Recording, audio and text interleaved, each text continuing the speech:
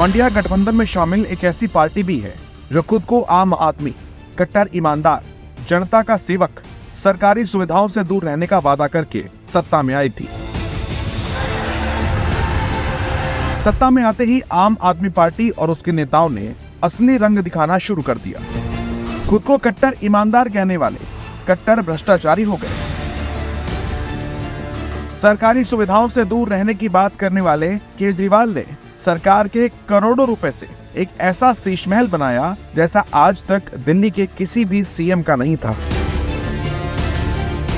केजरीवाल ने सरकारी पैसे का दुरुपयोग कोरोना के समय में किया, जब लोग ऑक्सीजन और दवाइयों की किल्लत से जूझ रहे थे। सर एक बार चेक कर लो। तब केजरीवाल अपने शीश महल पर सरकारी पैसा लुटा रहे थे। केजरीवाल के बंगले के रेनोवेशन पर 52 करोड़ 71 लाख रुपए खर्च किए गए, जिसमें इंटीरियर डेकोरेशन पर 11 करोड़ रुपए, स्टोन और मार्बल पर 6 करोड़ रुपए, घर को फायर प्रूफ बनाने के लिए 2.5 करोड़ रुपए, इंटीरियर कंसल्टेंसी के नाम पर 1 करोड़ रुपए, किचन अप्लायंसेस पर 2.5 करोड़ रुपए, 23 इम्पोर्टेड पर्दों पर 1.25 करोड़ रुपए से ज्यादा, प्री फैब्रिकेटेड वुड पर 4 करोड़ रुपए, घर को आर्टिस्टिक दिखाने के लिए 5 करोड़ रुपए की कलाकृतियां खरीदी। और भी बहुत है जो केजरीवाल ने शीश महल में किया। जबकि 2013 में केजरीवाल ने एक एफिडेविट साइन किया था और शपथ ली थी कि लाल बत्ती की गाड़ी नहीं लूंगा, अनावश्यक सुरक्षा नहीं लूंगा, बड़ा बंगला नहीं लूंगा, आम आदमी की तरह सामान्य घर में ही रहूंगा। जब हमने कहा कि कोई भी लाल बत्ती अब दिल्ली सरकार की किसी की गाड़ी के ऊपर लाल बत्ती नहीं लगेगी, ना मुख्यमंत्री की गाड़ी के ऊपर लगेगी, ना मंत्रियों की गाड़ी के ऊपर लगेगी। मेरी बहुत छोटी सी औकात है। आज मेरे घर में 4 या 5 कमरे हैं। मैं जहां भी जाऊंगा 4-5 कमरों से ज्यादा की मेरे को क्या जरूरत है भाई साहब। 4-5 कमरे ही चाहिए, हाथ पैर पसारने के लिए उतनी जगह चाहिए, और जगह की क्या जरूरत है। इस शीश महल के अलावा केजरीवाल समेत पूरी पार्टी की हकीकत ये है कि शराब घोटाले के साथ साथ क्लासरूम घोटाला, जल बोर्ड घोटाला, टीटीसी घोटाला और हवाला कांड कर कट्टर बेईमान साबित होने के बाद केजरीवाल एंड कंपनी के पास घोटालेबाजों और भ्रष्टाचारियों के आगे नतमस्तक होने के सिवा कुछ बचा भी नहीं। माफिया राज खत्म करने और सरकारी खजाना बढ़ाने की बात कहकर मनीष सिसोदिया ने मनमाना और एक तरफा फैसला लेते हुए 17 नवंबर 2021 को नई शराब नीति यानी कि एक्साइज पॉलिसी 2021-22 लागू की थी। नई नीति के तहत टेंडर प्रक्रिया में जानबूझकर खामियां की गईं ताकि लाइसेंस धारियों को गलत तरीके से फायदा पहुंचाया जा सके। हुआ भी ऐसा ही।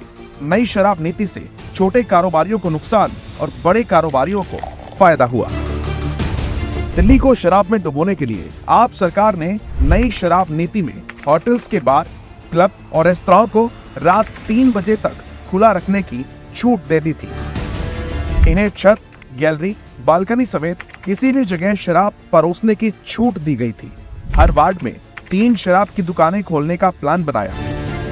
इतना ही नहीं, आम आदमी पार्टी सरकार ने कोविड का बहाना बनाकर शराब बेचने वाली कंपनियों की 144.36 करोड़ रुपए की लाइसेंस फीस माफ कर दी थी।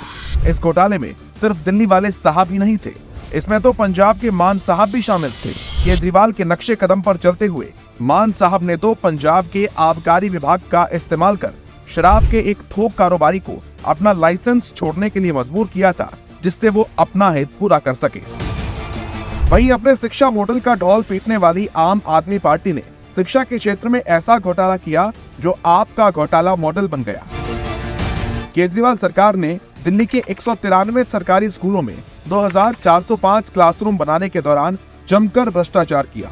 रिपोर्ट्स के मुताबिक करीब 1300 करोड़ का क्लासरूम घोटाला हुआ। इस घोटाले के लिए टेंडर प्रोसेस में उलटफेर करने के लिए नियमों का उल्लंघन हुआ। बेहतर सुविधाओं के नाम पर कंस्ट्रक्शन कॉस्ट 90% तक बढ़ाई गई। बिना टेंडर के 500 करोड़ की बढ़ोतरी को मंजूरी दी गई। इन स्कूलों में 160 टॉयलेट्स बनाए जाने थे, लेकिन 37 करोड़ रुपए एक्स्ट्रा खर्च करके 1214 टॉयलेट्स बनाए गए और दिल्ली सरकार ने टॉयलेट्स को क्लासरूम बताया। आम आदमी पार्टी कितनी खतरनाक है, इस बात का अंदाजा इस बात से ही लगाया जा सकता है कि अपनी जेबें भरने के लिए दिल्ली को शराब में डुबो दिया। गली मोहल्ले में शराब की दुकानें पहुंचा दी, शिक्षा के नाम पर करोड़ों का घोटाला कर दिया और अपने ऐशो आराम के लिए करोड़ों का शीश महल खड़ा कर लिया। और जरा भी शर्म नहीं आती खुद को कट्टर ईमानदार कहते हुए। केजरीवाल साहब की हकीकत सामने आने के बाद जनता खुद को ठगा हुआ महसूस कर रही है और ये तय कर चुकी है कि केजरीवाल को भी उसी तरह अर्श से फर्श पर पहुंचाएगी जैसे दूसरे घमंडियों को पहुंचाया था।